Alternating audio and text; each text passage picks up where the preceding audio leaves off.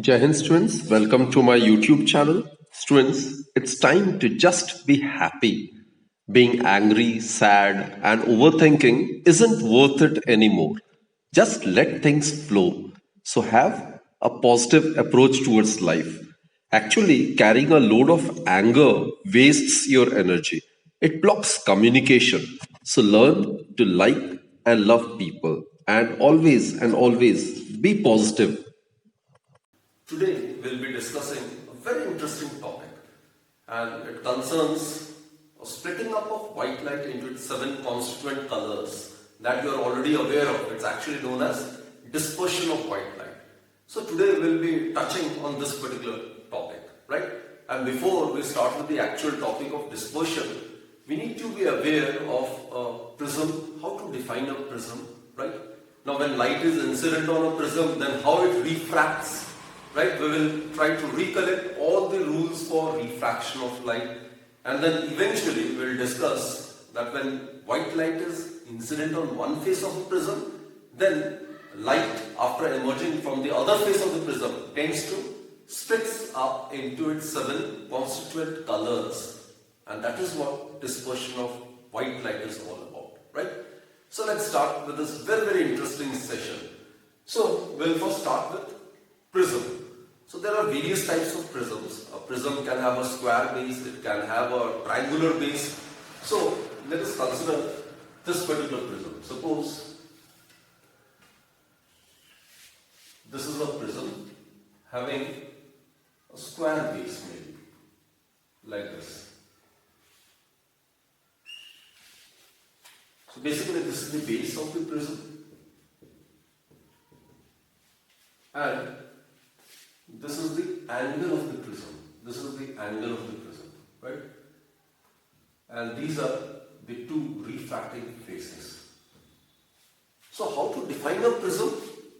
A prism is a transparent refracting medium which is bounded by two refracting surfaces which meet each other along a straight line known as the refracting edge. So these are the two, 1 and 2. These are the two refracting surfaces. These are the two refracting surfaces. And this straight line along which these two refracting surfaces meet, that is known as a refracting edge. It is known as a refracting edge. And students, this angle which this refracting surfaces makes with each other, it is known as the angle of prism. It can be represented by capital letter A. So this A stands for angle of prism. It stands for angle of prism, right? And obviously this is the base. So prism is a transparent refracting medium which is composed of two refracting plane surfaces meeting each other along a straight line which is known as the refracting edge, and the angle which the two refracting surfaces makes with each other, that is known as the angle of prism. So this is how a prism can be defined, right? Now let's draw a ray diagram and see what happens when a ray is incident on one of the refracting faces of the prism, right? So while drawing the ray diagram, we need to draw only the front face, right? Only the front face of this prism, right? So let's concentrate over here. This is suppose the prism. This is, let us consider the base of the prism. Obviously, it's made up of glass and it's kept in air. So it will act as a denser medium. It will act as a denser medium. This is air. This is also air or vacuum. So obviously it will act as a rarer medium. It will act as a rarer medium. And this is the angle of prism. This is capital letter A. A stands for the angle of prism, right? Let's consider this to be the point where the ray of light is to be incident.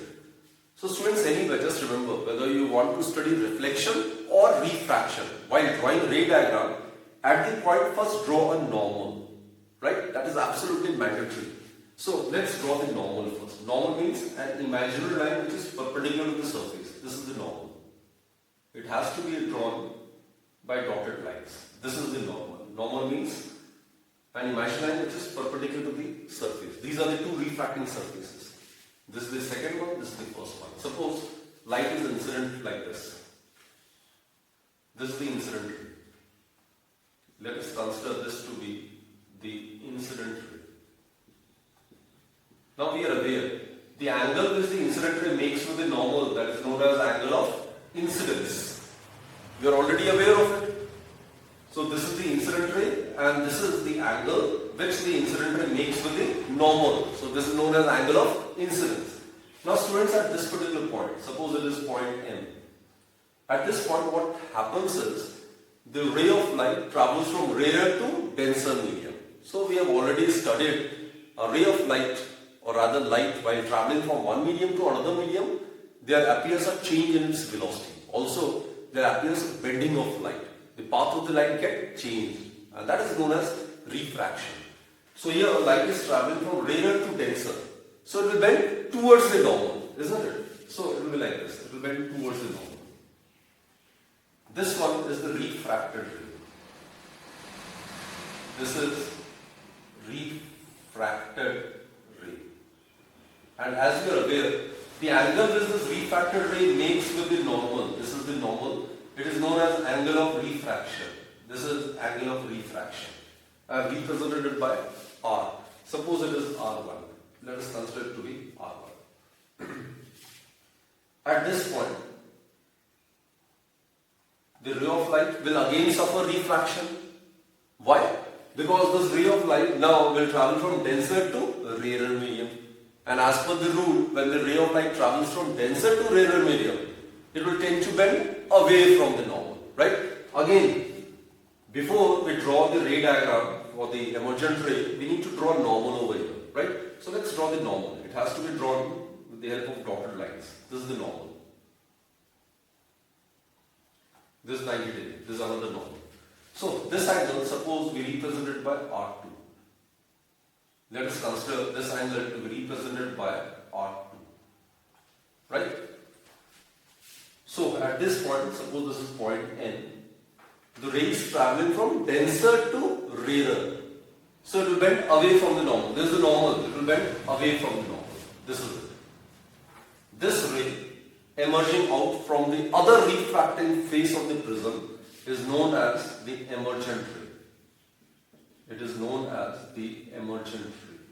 And the angle which this emergent ray makes with the normal is known as angle of emergence. Clear, students? So, a ray of light, while passing through a prism, it suffers refraction twice on each of the two refracting surfaces. At point M, since it is traveling from rarer to denser, it will bend towards the normal.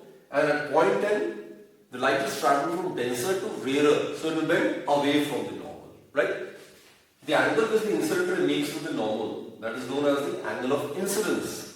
The angle which the emergent ray makes with the normal, that is known as angle of emergence. That's given by small letter E. And this is the angle of prism. I hope you have understood this ray diagram, right? This is the incident ray, this is the refracted ray, and this is the emergent ray. So, light is suffering change in its path twice while passing through the prism. Clear, students? So now let's discuss some technical terms. Like we'll discuss the angle of deviation. Then I'll also tell a relationship between angle of deviation, angle of prism, angle of incidence, and angle of emergence, which we can experimentally verify with the help of paper pens and wooden plank with A4 size sheet. It can be easily done, right? Let's discuss those topics then. Okay, I'll draw another ray diagram so as to explain the concept of angle of deviation. Students, I will advise you to practice this ray diagram, right? You need to practice. Okay. Again, I'll draw this ray diagram. This is the prism. This is suppose the prism. This is the base. This will be the angle of prism, right? Suppose at this point we need to study the refraction. So we need to draw a normal over here. So this is the incident ray. This is the incident ray. The angle which the incident ray makes with the normal, that is known as angle of incidence. Now students, look, if the prism were absent, if the prism is not present, then as per the rectilinear propagation of light would have travelled along the same straight path. Right? In a given medium, light always follows a straight path, isn't it? So in the absence of this prism, light would have travelled along this path. That is straight path. So it is incident ray when produced. So this is basically incident ray when produced. So in case the prism were not here, then the light would have travelled along same straight path, isn't it? But since the prism is here, so at point M it will suffer refraction and it is travelling from rarer to denser. It's a glass. So obviously it's a denser medium. So light is travelling from rarer to denser. So it will bend towards the normal. So angle of refraction in the denser medium would be less than the angle of incidence in the rarer medium, right? So it will be like this. This is the refracted ray and this will be the angle of refraction over here. Let us consider it to be R1. And at this point again, it won't go straight because it is travelling from denser medium to rarer medium. So again its path will get changed. So again draw this normal over here. This is the normal. Dotted line indicates the normal. So suppose this is the normal. Normal is any imaginary line which is perpendicular to the given surface. This is suppose the normal. So this angle, it can be represented by R2. This angle at point here is R1, this is R2 at point N. Now what happens is, this ray is travelling from denser to rarer, it will bend away from the normal. So as I stated, this is the emergent ray. And the angle which this emergent ray makes with the normal, that is known as angle of emergence. Right? So in case the prism was absent, then the light would have travelled along same straight path. This is the incident ray when produced. But because of this prism, light instead of following this path, it is following this path. Isn't it? So what to do is, this is the emergent ray. This is the emergent ray. So if you produce it in the backward direction, then the angle which the emergent ray makes to the incident ray when produced, this angle, it is known as the angle of deviation. This is known as angular deviation, represented by del. This is the symbol which is known as del. It is used to represent the angle of deviation.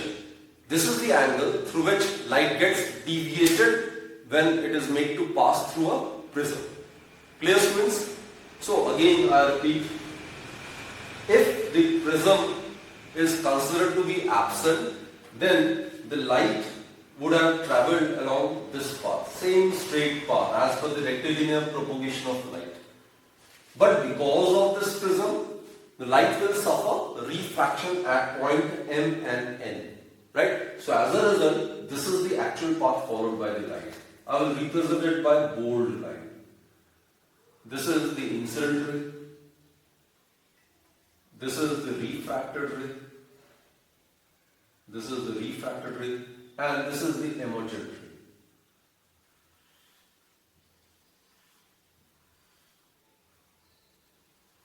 This is the emergent ray. Right, students? So this is the actual path followed by the light in the presence of prism. So at these 2 points, points M and N, the bending of light is taking place. So in the presence of this prism, light, instead of following this path, it is emerging out of the other face of the prism along this direction. So its path is getting deviated. So this is the emergent ray. This is the actual path which the light follows after emerging out from the prism. So if you produce it in the backward direction, and this was the original direction of the incident ray, isn't it? So the angle which it makes, that is known as angle of deviation. So students, del is the angle of deviation. It is known as del. It is the angle of, this is known as the angle of deviation. The angle through which the light gets deviated while it is made to pass through a prism. So how to define angle of deviation? Angle of deviation may be defined as the angle which the emergent ray makes with the incident ray when it is produced. This is the emergent ray and this is the incident ray when produced. So it is the angle which the emergent ray makes with the incident ray when it is produced. So that is known as angle of deviation. Clear, students? And it is found that the angle of deviation increases with the increase in the refractive index, right? So angle of deviation increases with the increase in the refractive index of the medium for a given wavelength or for a given color. So this is a key point, just remember this. There is a mathematical derivation for it, right? So here we will consider the theoretical aspect only. And one more thing, student, right? There is a relationship between A is the angle of prism, I is the angle of incidence, E is the angle of emergence, and del is the angle of deviation, right? There is a particular relationship between these four. So the relationship is A plus del is always equal to I plus E. So again, there is a mathematical verification for this, as well as you can verify it experimentally in your respective labs, right? You only require is a glass prism, paper pens, a piece of paper, A4 size paper, and a wooden plank, and that would be sufficient so as to verify this particular formula. Clear? So the relationship is the sum of the angle of prism and the angle of deviation is equal to the sum of the angle of incidence and the angle of emergence. So A plus del is always equal to I plus E. So particularly in MCQs or any other exams, if out of these four, any three are given, then the value of the fourth one can be easily determined using this particular formula. Clear, students? So that's the relationship between angle of prism, angle of deviation, angle of incidence, and angle of emergence. Right? Well, now what we do is we'll discuss the factors on which the angle of deviation depends. Right? We'll consider a case of particular wavelength. And students, if you remember, we have discussed that the refractive index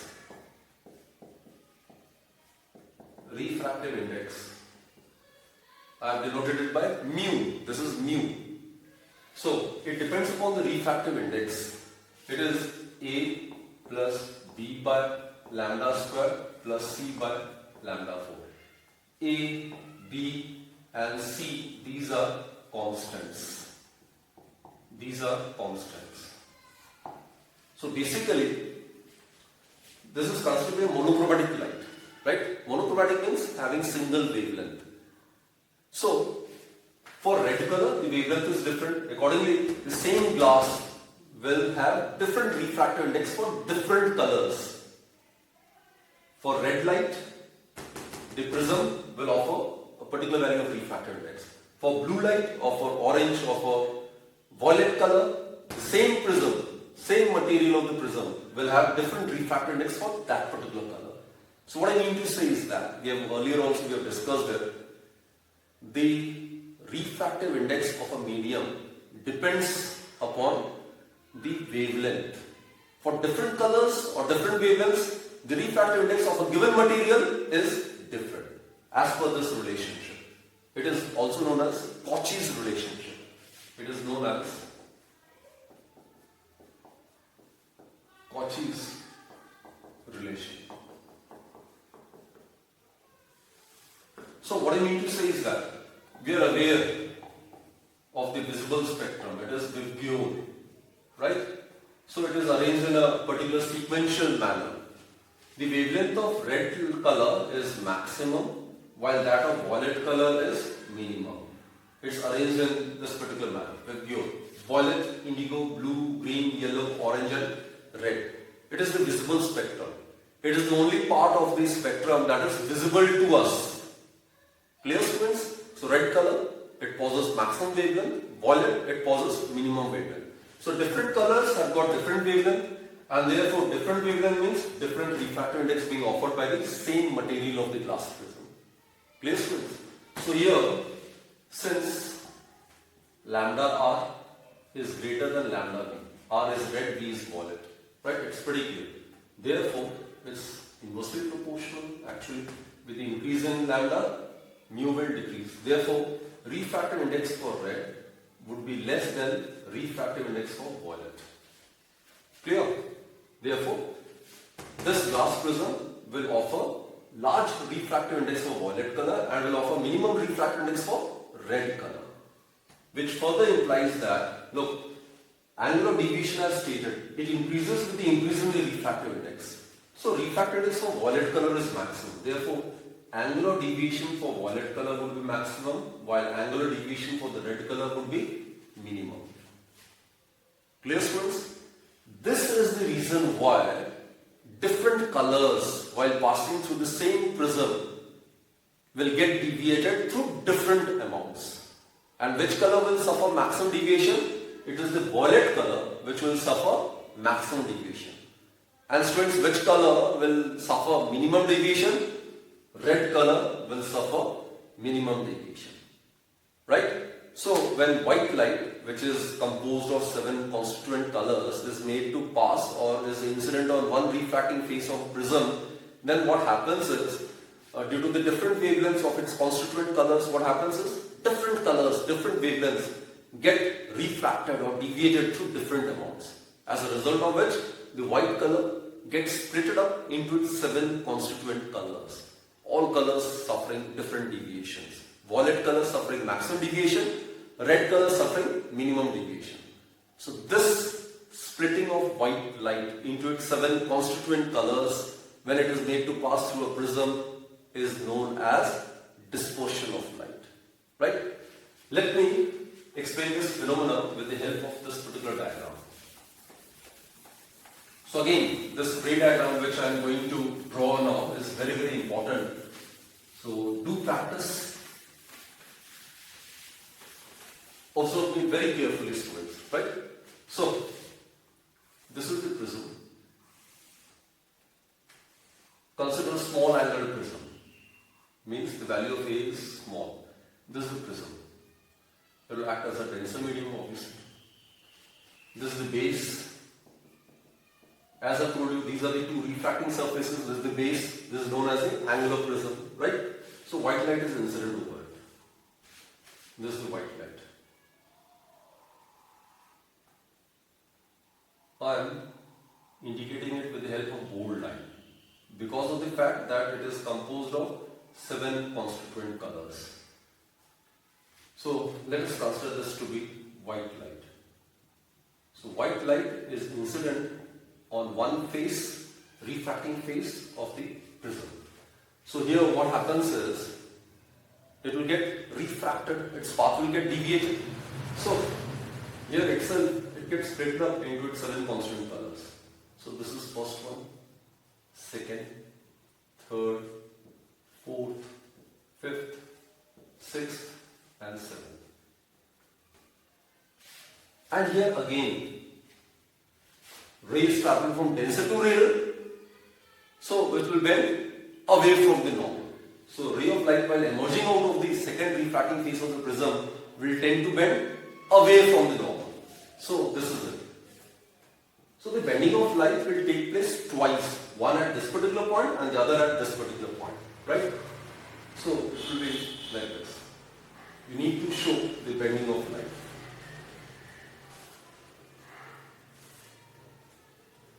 This is it.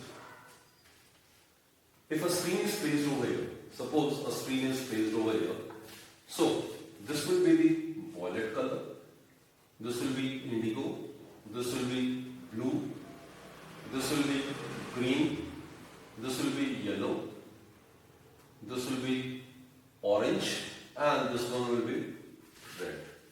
So what we get is, suppose this is a screen. So a band of colors will be obtained on a screen. This band of colors is known as the spectrum. It is known as the spectrum or the visible spectrum. It is known as the visible spectrum. And this phenomena of splitting up of white light into its 7 constituent colors when it is made to pass through a prism is known as dispersion of light. Students, it is only because of this phenomena that we are able to see a very beautiful natural phenomena which is known as rainbow. Rainbow can be seen during light drizzle or immediately after rain. We'll discuss that topic in the next lecture, right? So that's one of the application of dispersion of light. So students, I hope you have understood the ray diagram, isn't it? And most importantly, here in the previous, just before this ray diagram, we have discussed mathematically that violet color suffers maximum deviation and red color suffers minimum deviation. So that is to be represented in the diagram. So this is the incident ray when produced. If the prism were absent, then white light would have travelled along this path. This is the incident ray when produced. In case the prism were absent, then the light would have travelled along this path, straight path, right? So now, red color. This is the actual path covered by the red light. So if you produce it in the backward direction, this will be the deviation suffered by the red color. This is the deviation suffered by the red color. And if you produce the violet light in the backward direction like this, so this angle, it is the deviation suffered by the violet color. So students, in the diagram also you need to represent that violet color suffers maximum deviation while red color suffers minimum deviation. So del V is greater than del R. So that is why the sequence of color would be Vibgyor in the reverse order. Is it clear, students? So this is the ray diagram. Del V and del R are the deviations suffered by the violet color and the deviations suffered by the red color respectively. So students, I hope you have enjoyed this session. You have understood this very, very interesting concept. So that's it for this particular session, students. Hope you have learned the new concepts and understood it fully. So students, do like, share, comment, and certainly subscribe my channel.